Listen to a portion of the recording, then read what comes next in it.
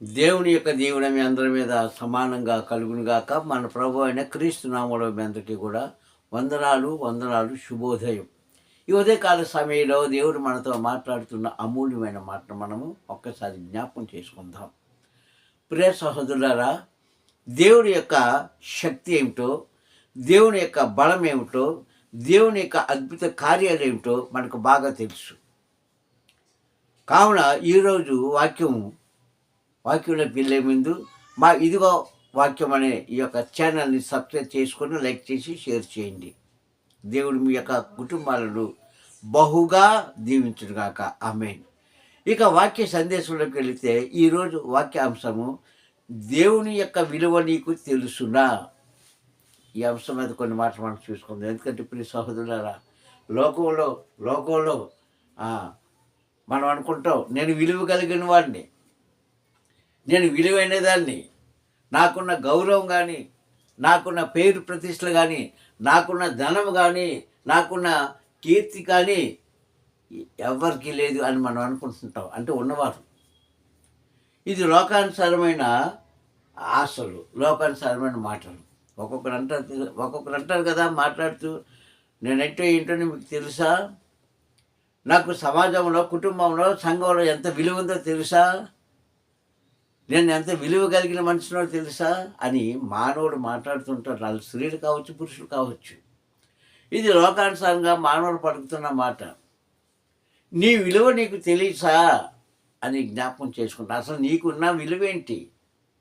ఓ మానవుడా, నీకున్న విలువేంటి, నీకున్న గౌరవం ఏంటి అని చూసుకుంటే చివరికి ఏమీ ఉండదు, అంత శూన్యం.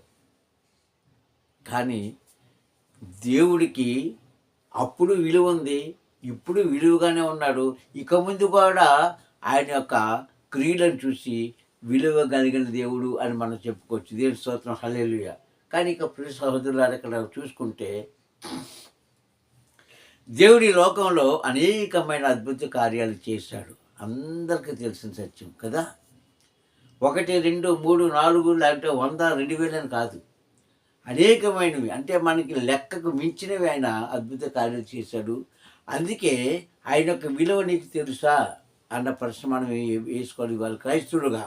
అందుకే మాటలు చెప్పుకోవాలంటే, దేవుడు అద్భుత కార్యాలు చేశాడు, అద్భుత ఆశ్చర్య కార్యాలు చేశాడు, మానవుడికి కావాల్సిన సంవత్సరం సమకూర్చాడు. అది దైవత్వం. దేవుడే చేశాడా అంటే మనుషులతో కూడా చేయించాడండి. దేవుని స్తోత్రం, హల్లెలూయా. ఎందుకు పనికిరాని మనతో, ఏ అర్హత లేని మనతో, ఎలాగ చూసినా పాపంతో నిండిపోయిన మనతో కూడా ఆయన అద్భుత కార్యాలు చేయించాడు. అందుకే ఆయన విలువ కలిగిన దేవుడు. దేవుని స్తోత్రం, హల్లెలూయా. ఎవరన్నీనా విలువ కలిగిన దేవుడు. ఈరోజు క్రైస్తవుడా, ఆయన విలువంతో నీకు తెలుసా? నిజంగా నీకు తెలిస్తే పాపం జోలికి పోవు. నిజంగా నీకు తెలిస్తే అబద్ధాలు జోలికి పోవు.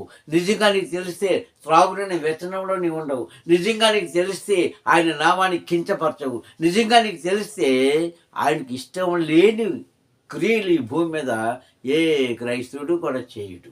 విలువ తెలియకనే ఆయనకున్న గౌరవం ఏంటో మీకు తెలియకనే ఇష్టానుసారంగా జీవిస్తూ కష్టాలు పాలైపోతున్నారు. అర్థం చేసుకోండి ప్రియ సంగమా. మన ఇష్టానుసారంగా జీవిస్తున్నాము. ఆ ఇష్టం ఏమవుతుందంటే కష్టం కొని తెచ్చుకుంటున్నాం మనం. దేవుని స్తోత్రం, హల్లెలూయా. త్రాగేవాడు ఏం చేస్తాడండి? త్రాగేవాడు ఏం కొనుక్కుంటున్నాడు? ఆ దుకాణంలోకి వెళ్ళి సుఖంగా ఉన్న ప్రాణాన్ని దుఃఖంలోకి తెచ్చుకుంటున్నాడు. అంటే దుఃఖాన్ని తెచ్చుకుంటున్నాడు, బాధను తెచ్చుకుంటున్నాడు. అప్పటికి వాడికి తెలియపోవచ్చు, అప్పటికి వాడి యొక్క విలువ ఏంటో వాడికి తెలియపోవచ్చు. తర్వాత తెలుస్తుంది దాని విలువేంటో అప్పుడు చూపిస్తుంది. ఎప్పుడు మంచాన్ని పడిపోయినప్పుడు, ఎప్పుడు రోగి పడిపోయినప్పుడు, ఎప్పుడు మరణ ఛాయిలోకి దిగిపోయినప్పుడు. దేవుని స్తోత్రం, హల్లెలూయా. ఇది మానవుడుకున్న విలువ, మానవుడు చేసే గొప్ప కార్యాలు. ప్రియ సంగమా, అందుకు నేను ఎంచుకోలేదు దేవుడు. అందుకు నేను విలువ కలిగిన వాడిగా చేయలేదు. అందుకు నీకు గౌరవాన్ని పెంచలేదు. అందుకు నీ స్తోమతను పెంచలేదు. అందుకు నేను ఒక గొప్పవాడిని కానీ చేయలేదు. ఎందుకు చేశాడంటే ఆయన యొక్క పేరు నిలబెడతామని, ఆయనకు మనము గౌరవిస్తామని, ఆయన విలువను, ఆయన పేరును ఈ భూమి మీద మనం చాటిస్తామని ఆయన తలంచితే మన ఇష్టానుసారంగా జీవిస్తున్నాము. కానీ నేటి మానవులు ఇది. నాటి మానవుల్లో ప్రభువు చెప్పింది చేసి ఆయన విలువను గొప్పగా పెంచాడంట. దేవుని స్తోత్రం. అటువంటి సంఘటన ఈరోజు కొంచెం కొన్ని గడియలు కొంచెం వాక్యం ద్వారా మనం వివరించుకుందాం. దేవుని స్తోత్రం. హల్లెలూయా. సిద్ధపాటు కలిగి ఉన్నారా? వాక్యం వినడానికి సిద్ధపాటు కలిగి ఉన్నారా? సిద్ధపాటు కలిగితే ఒక విషయం మనం చూసుకుందామంటే, దేవుడు కార్యాలు చేశాడు, గొప్ప కార్యాలు చేశాడు, మహా గొప్ప కార్యాలు చేశాడు, అందరూ తెలిసిందే. కానీ మనిషితో చేయించిన గొప్ప కార్యాలు ఇంకా ఉన్నాయండి. దేవుడు ఎప్పుడు కూడా మానవుడిని కిందకి తొక్కేయాలని చూడలేదు, అలసివేయాలని చూడలేదు.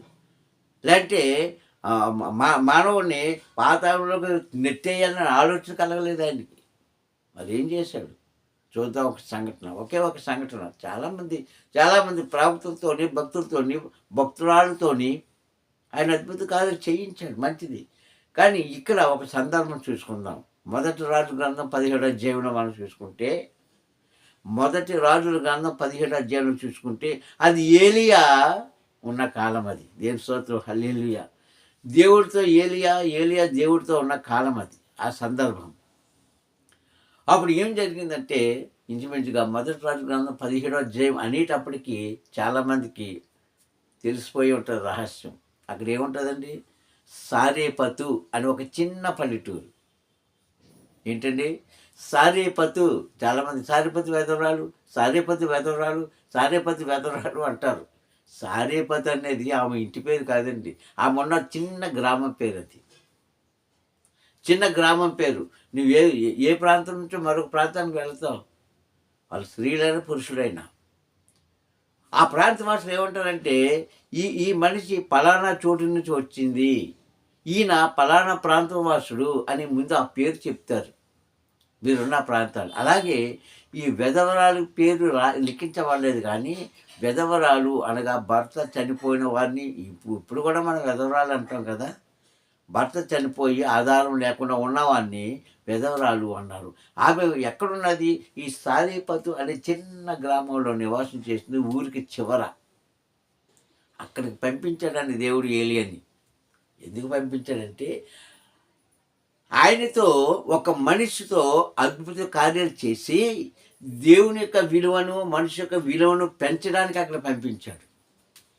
అది విచిత్రం. ఆ విషయం ఏలియాకి కూడా తెలియదు. ఈరోజు నీకు తెలియదు, నాకు తెలియదు. గొప్పగా మాట్లాడేస్తున్నాం, గొప్పగా చెప్పేస్తున్నాం, గొప్పగా పాడేస్తున్నాం, గొప్పగా ఏదో చేసేస్తాం అనుకుంటాం. కానీ అసలు నువ్వు ఆ ప్రాంతానికి ఎందుకు వెళ్ళావు? ఆ మనిషితో ఎందుకు నువ్వు జతపడ్డావు? ఆ మనుషుల మధ్యకి నేను ఎందుకు పంపించంటే, దేవుని యొక్క విలువను నీవు పెంచుతూ నీ విలువను కూడా దేవుడు పెంచడానికి. అది గౌరవం. దేవుని స్తోత్రం. హల్లెలూయా. సారేపతి వెధవరాలు కలిగిన ఆపదేంటో ఏలియా ద్వారా చేయించాడు దేవుడు, మంచిది. అక్కడ కలిగిన మరోది ఏంటంటే, సారేపతి వెధవరాలకు కలిగిన ఒకే ఒక కుమారుడు మరణ దినాల్లోకి వచ్చేసాడు.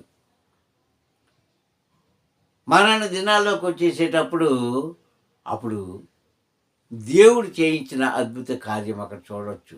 17వ అధ్యాయము 17వ వచనం నుంచి ఇంచుమించుగా 23 వచనాల వరకు, 22 వచనాల వరకు చూస్తే అక్కడ ఒక సంఘటన మీకు, ఒక సందర్భం మీకు కనిపిస్తుంది ఆ వాక్యంలో.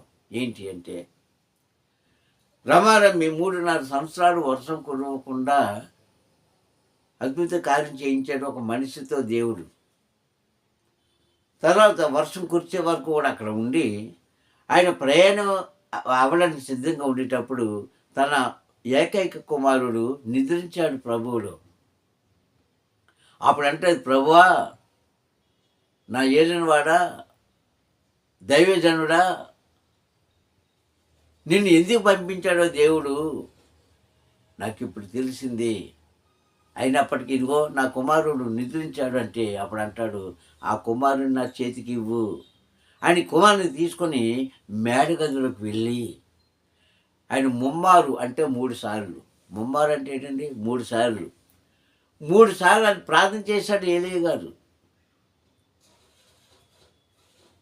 తండ్రి యెహోవా, నీవు అద్భుత కార్యాలు చేస్తావు, నీ విలువను నువ్వు కాపాడుకుంటావు, నీవంటే ప్రపంచానికి ఏంటో చూపిస్తావు. ఆ సత్యం నాకు తెలుసు. కానీ ఇదిగో ఇక్కడ ఈ ప్రదేశంలో, ఈ ప్రాంతంలో నీవు చేసే అద్భుత కార్యాన్ని బట్టి నిన్ను ఇంకా గౌరవించడానికి, నీ విలువను పెంచడానికి, నన్ను నీ సాధనగా వాడుకుంటున్నందుకు నీకు వందనాలు. ఇదిగో చిన్నవాడు నిద్రించాడు కనుక